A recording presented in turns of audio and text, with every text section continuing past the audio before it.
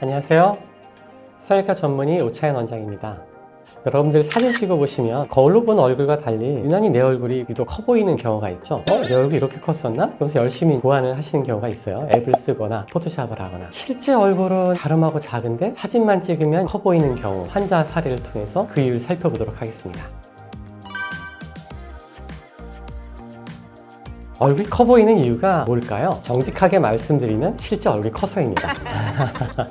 반쯤 농담이고요. 실제로 얼굴이 그렇게 크지 않은 경우에도 커 보인 경우가 종종 있습니다. 이러한 경우는 몇 가지 원인을 볼 수가 있는데요. 첫 번째로는 41도 광대, 역광대, 정면에서의 턱뼈의 넓이가 넓은 경우입니다. 두 번째는 얼굴 위쪽과 중간과 아래쪽의 비율이 깨진 경우죠. 거기에 더해서 두상이 영향을 끼칠 수 있습니다. 세 번째로 같은 얼굴형이라 하더라도 이목구비의 배치나 비율에 따라서 다르게 보이게 됩니다. 그 다음으로는 제가 환자를 상담할 때 굉장히 관심 있게 보는 부분인데요. 얼굴과 체형의 비율입니다. 같은 크기의 얼굴이라 하더라도 어떤 체구와 매칭되냐에 따라서 더 크게도 더 작게도 느껴질 수 있습니다. 실제로 어깨가 좁으면 같은 크기의 얼굴이라 하더라도 상대적으로 크게 느껴지게 됩니다. 또 아쉽지만 키가 좀 작은 분들의 경우에는 같은 크기의 얼굴이 상대적으로 더 크게 느껴질 수밖에 없습니다. 우리가 8등신, 7등신 하는 이야기는 얼굴의 크기만이 아니라 얼굴과 몸의 비율이기 때문이죠. 또 한 가지 특징은 나이가 들어서 피부의 처짐이 심해짐에 따라서 턱선이 깨어지면서 얼굴은 점점점 크게 느껴지게 됩니다. 대부분의 어머님들 많이 말씀하실 거예요. 젊었을 땐 얼굴이 크지 않았는데 나이가 들면서 얼굴이 넓적해졌어. 사실입니다. 나이의 변화에 따라서 살들이 중력 방향 내려옴에 따라서 날렵해야 될 턱선에 살이 뭉쳐 보이게 되고 이로 인해서 턱이 좀 더 넓어 보이게 되는 경우를 굉장히 흔히 보게 됩니다.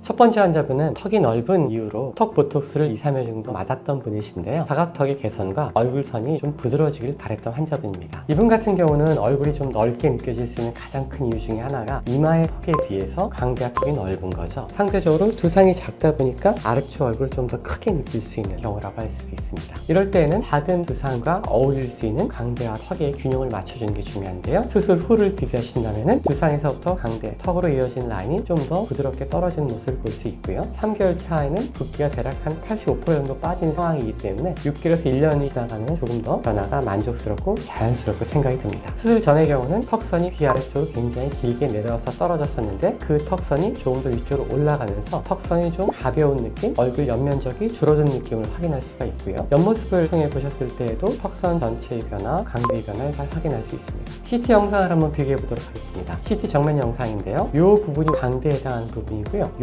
부분이 사각턱에 해당하는 부분, 이 부분이 앞턱에 해당하는 부분입니다. 광대가 상당히 폭이 넓고요. 턱선 같은 경우는 굉장히 길게 내려와서 직각에 가깝게 떨어지고 있죠. 이거 우리가 사각턱으로 표현하고 있고요. 수술은 광대를 줄이고 턱선을 조금 더 갸름하게 끌어올린, 쉽게 말하면 길이를 줄여준 느낌을 확인하실 수가 있고요. 턱선의 각도가 좀 더 가파르게 올라가는 걸 보실 수가 있습니다. 앞턱의 경우는 조금 튀어나온 느낌이 있으시죠? 약간 남성적인 앞턱을 살짝 뒤쪽으로 이동한 사진입니다. 측면에서 보신다면 살짝 튀어나와서 남성적인 느낌을 만들고 있는 앞턱을 조금 뒤로 이동해서 좀 더 부드러운 이미지를 만들었고요. 아까 말씀드린 대로 직각에 가깝게 떨어지던 턱선의 각도를 조금 더 부드러운 둔각의 형태로 만들어서 좀 더 가파른 느낌의 턱선을 만드는 게 이 수술의 포인트입니다. 다만 이때에도 터닝 포인트를 확실하게 보존해줘서 귀 밑에 있는 각진 부분이 일부 남아있어야 변화가 자연스럽게 만들어질 수 있습니다. 이 사진은 고개를 들고 아래쪽에서 위쪽으로 찍은 사진인데요. 이 부분이 바로 광대의 폭을 결정하는 광대 아치 부분입니다. 수술하게 되면 광대의 아치가 안쪽으로 이동을 하게 되기 때문에 보통 이 까만 공간들이 줄어드는 것을 우리가 확인할 수가 있습니다. 광대 아치 안쪽에 검은 공간들은 빈 공간은 아니고 측두근이라는 근육과 지방이 위치하는 공간인데 이 공간이 엑스레이 선상에서 까맣게 빈 공간으로 나오게 됩니다. 앞턱의 모양도 살짝 뒤로 이동을 하면서 턱선이 약간 두툼했던 부분이 좀 더 갸름하고 슬림한 이미지를 만든 걸 볼 수가 있습니다. 실제로 얼굴 입체감을 높이기 위해서 앞뒤 길이를 바꾸는 건 굉장히 어렵겠죠. 하지만 폭을 좁히는 것은 잘 할 수 있기 때문에 이 사진에서도 광대의 폭과 턱의 폭을 잘 줄여준 것을 볼 수가 있습니다.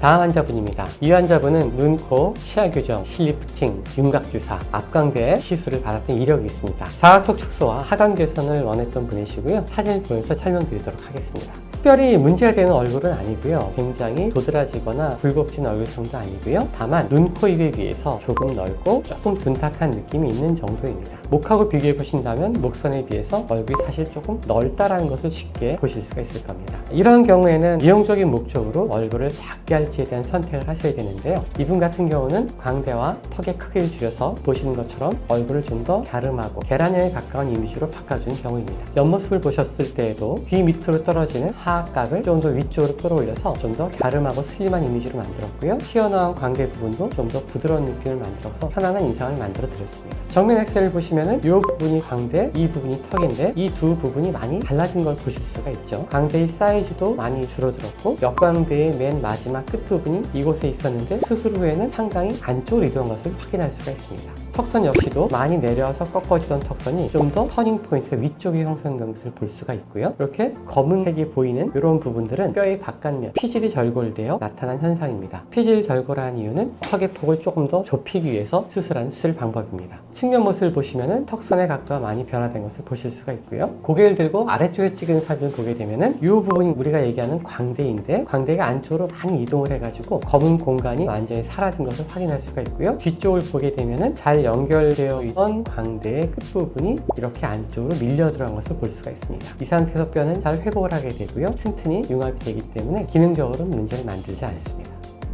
이처럼 큰 얼굴이 고민이라서 수술을 계획하고 계신다면 먼저 그 원인이 무엇인지 잘 찾아서 개선하는 것이 가장 현명한 방법이겠죠. 저렴하고 빠르게 수술을 진행하는 것도 좋겠지만 소중한 시간과 돈을 투자한 만큼 수술 결과에 아쉬움이 남아서는 안 될 것 같습니다. 수술을 결정하기 전에 꼭 전문가의 상담을 깊이 받아보시고 신중한 결정을 하시길 바라겠습니다. 성형외과 전문의 오창현이었습니다. 영상 시청해주셔서 감사합니다.